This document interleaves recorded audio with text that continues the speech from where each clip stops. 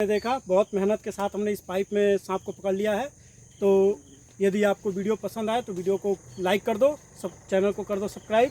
तो कैमरामैन दुर्गेश के साथ हम रिएक्शन कर रहे हैं, तो दिखलाते हैं आपको सांप। तो हमारा पाइप का मुंह खुल चुका है और सांप को निकाला जाए।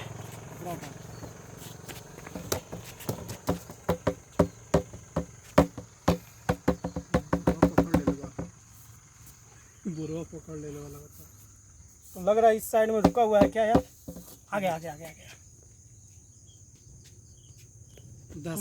दहशत का माहौल है। तो देख सकते हैं आप।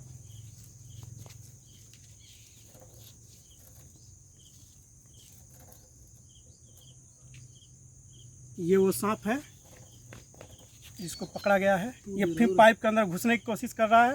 तो दूरे रहो, जूम ऑन जूम। ओहो, अरे निकल जा। क्यों पाइप में घुसे जा रहा है भाई? ये निकलने का अभी नाम नहीं ले रहा गाइस। उसे घर पसंद आ गया। घर पसंद आ गया तो हम इसको कपड़ा देना, कपड़ा दो गाइस।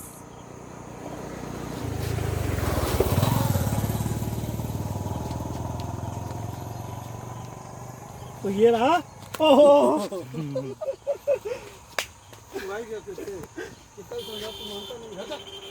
तो गाइस सांप को हमने छोड़ दिया है।